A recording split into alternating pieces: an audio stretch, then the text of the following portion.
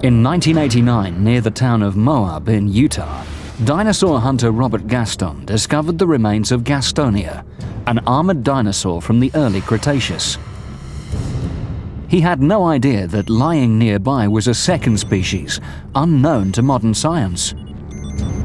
Only this one was a predator.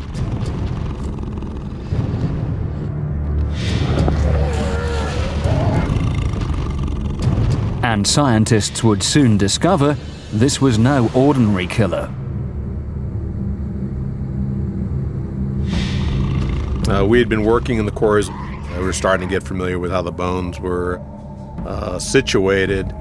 And one of the students that was with the College Eastern Utah yelled over to me, Jim, you should come over and look at this. It looks a little different. And I'm looking down at it, and I realize that there's a little groove on the surface. And I hold my head down low and realize, boy, this is real thin. It looks like the groove you see in the side of a claw, but it's really thin. And I thought to myself, Deinonychus, terrible claw from the early Cretaceous. This is good, one of my favorite dinosaurs. I said, this is twice as big as Deinonychus. Scientists had just unearthed the remains of a giant raptor, one that was over 12 times as heavy as its next largest relative. They named the beast Utahraptor.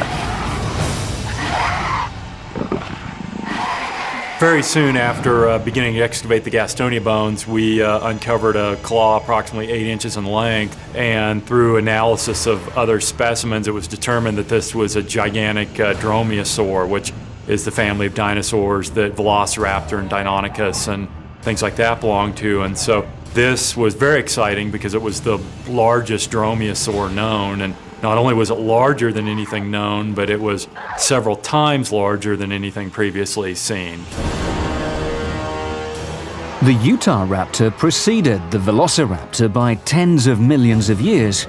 This was clearly an early version of the smaller, faster raptors to come.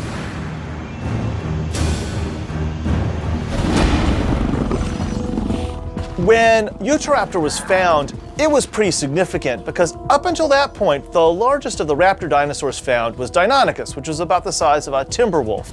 And here comes one with similar sort of anatomy, but bigger than a bear, or at least the size of a big grizzly or a big polar bear, a truly monstrous-sized raptor dinosaur. I think someone gave a really good explanation of what Utahraptor was. Utahraptor was Velociraptor on steroids. Here's the pumped up raptor. This is the biggest raptor we found so far, and it was probably the nastiest as well. Utahraptor is the largest known member of the early dromaeosaurids, which were bird-like, meat-eating dinosaurs.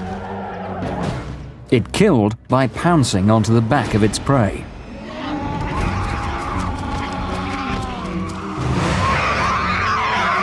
If I were to design the perfect killing machine, I'd build a raptor. If I was going to build the perfect raptor, I'd build a Utahraptor because it's the right size for killing almost anything. Utahraptor stood nearly 2 meters tall, the height of a modern human. But it was almost 4 times as long as it was tall and weighed in at over half a ton. It had long, powerful forelimbs, ending in 3 blade-like claws. Its hind legs were short and sturdy, with feet that each held his #1 weapon, a 9 to 15-inch retractable, sickle-shaped claw, giving it the nickname Super Slasher.